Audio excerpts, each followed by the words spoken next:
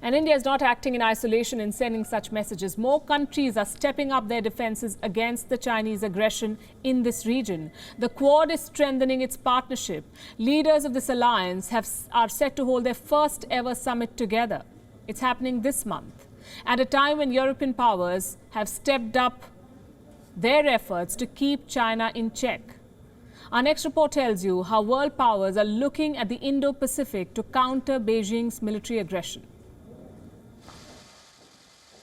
An announcement from Australia caught the world by surprise on Friday. A very warm and engaging call with President Biden. Prime Minister Scott Morrison confirmed that leaders of the Quad will hold their first ever summit together. The Quad is a strategic quadrilateral of India, Australia, Japan and the United States. Morrison said Quad summits will become a feature of Indo-Pacific engagement, and the four leaders will work together for the peace, prosperity and stability in the region. And so I am looking forward to that first gathering of the Quad leaders. It'll be the first ever such gathering. I've already had bilateral discussions about this with Narendra Modi and Yoshi Suga, the Prime Minister of Japan, and of course the Prime Minister of India, Narendra Modi. And we're looking forward to those discussions and follow-up face-to-face meetings as well. With China expanding its presence and military assets in the region, the Indo-Pacific has become the world's new strategic playground. The Quad is not the only group countering the dragon. Europe has entered the fray too. European warships are sailing into the troubled waters of the Indo-Pacific. On Wednesday, the French embassy in Tokyo informed the world about the activities of a frigate in Asian waters.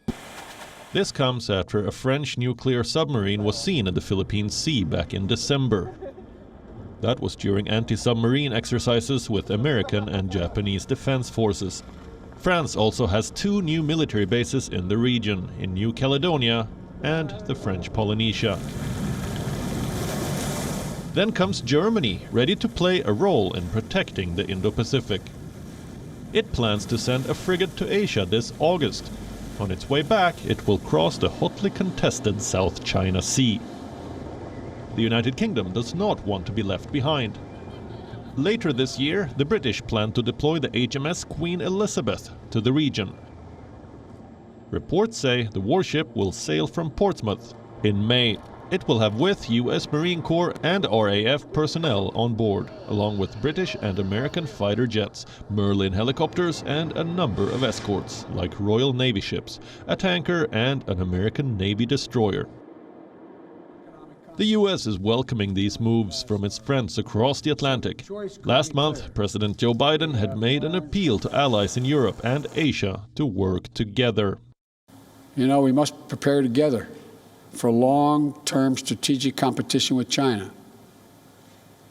How the United States, Europe, and Asia work together to secure the peace and defend our shared values and advance our prosperity across the Pacific will be among the most consequential efforts we undertake.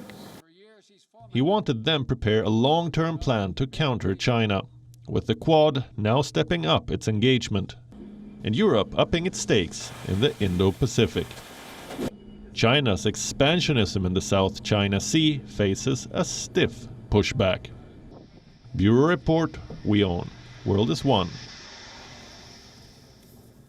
WION is now available in your country. Download the app now and get all the news on the move.